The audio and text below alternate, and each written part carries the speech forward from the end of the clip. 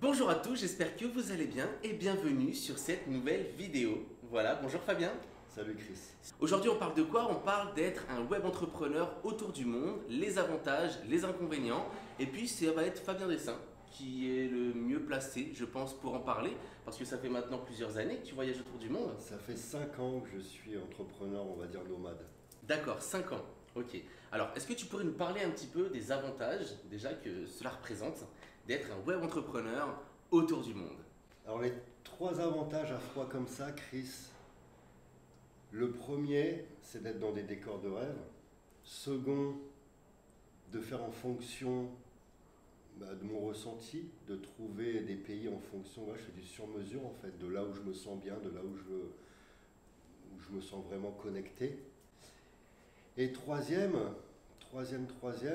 un avantage qui n'est pas des moindres, c'est que dès que je suis lassé d'un endroit, j'ai la possibilité de bouger. Ça, c'est vraiment les 3 points forts chez D'accord. moi. Alors, si on creuse un peu plus sur ces trois avantages, d'accord?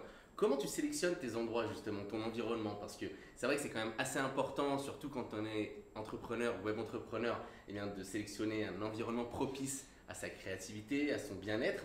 J'aimerais que tu nous dises un petit peu, toi, comment tu choisis un peu ces endroits, puis tu nous dises aussi également quels sont tes endroits favoris, tout simplement, sur cette Avec grand planète. plaisir. Alors, pour ma part, j'ai besoin de la nature. Ça va, un lifestyle relax. J'ai pas envie que ce soit trop bruyant, que ce soit trop où il y ait trop de monde. Donc j'aime vraiment des endroits plutôt cool. J'ai besoin qu'il y ait la mer en rapport avec l'énergie. Ça me permet d'aller faire des nettoyages, etc. De quoi j'ai besoin aussi? De la chaleur, c'est extrêmement important. Tu sais que je fais du business beaucoup en Asie et en ce moment en Turquie. Donc quand je suis obligé d'aller bien entendu aux usines, etc., ça je ne peux pas faire autrement.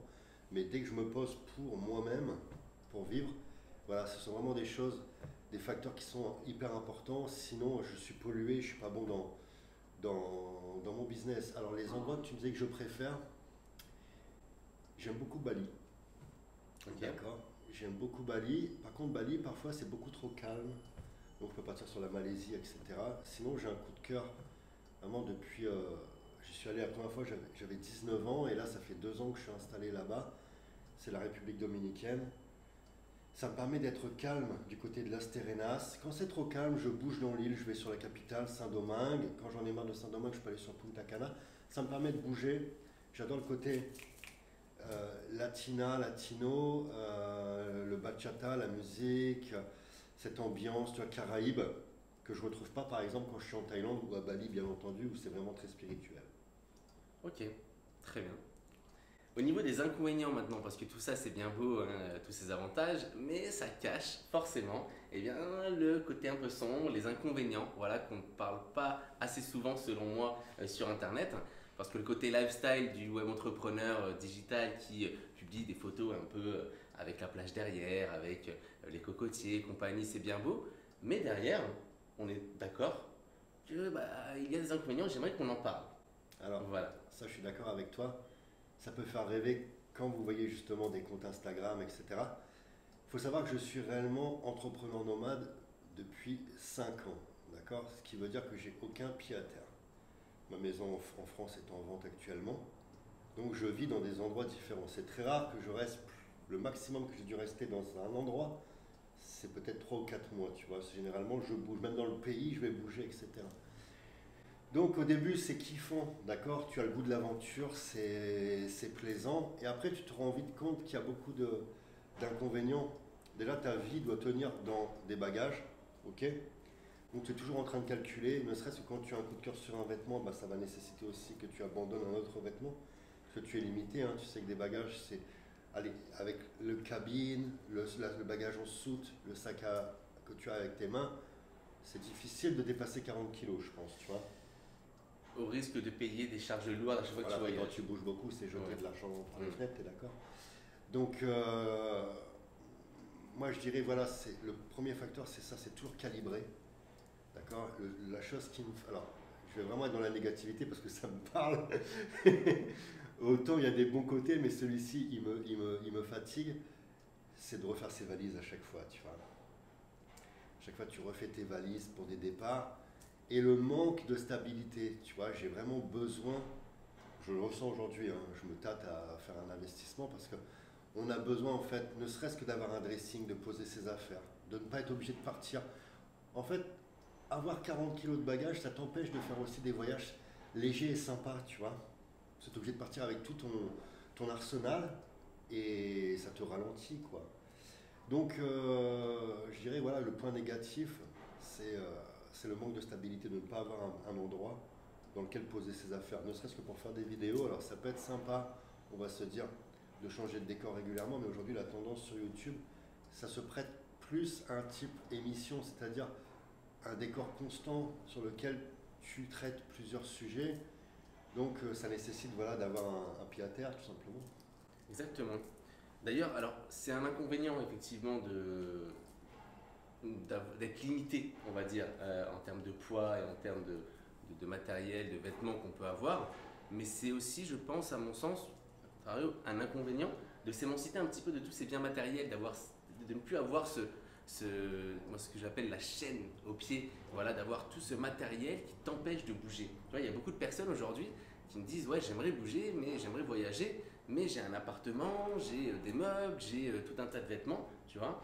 Et c'est vrai que quand on est nomade digital, quand on est web entrepreneur autour du monde, et on est émancipé de tout ce poids matériel. Alors ça, c'est un point qui est intéressant, Chris.